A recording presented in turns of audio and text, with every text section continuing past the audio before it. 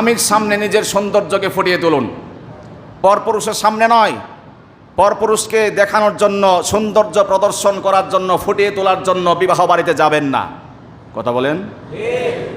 অনেক জায়গার স্ত্রীরা এমন আছে, আল্লাহ মাফ করুক, বলুন আমিন।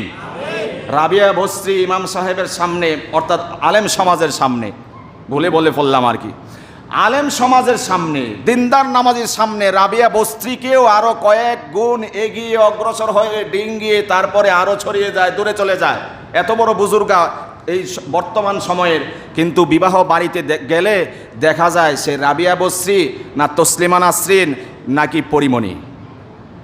কথা বলেন না আপনি?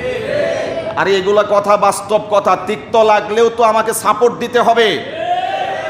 আলেম সমাজের সামনে নিজেকে আপনি এত রাবিয়া বস্ত্রী করে রাখলেন, নামাজি তবলিগীর সামনে, মুরিদের সামনে, পীরের সামনে, দিনদার ব্যক্তির সামনে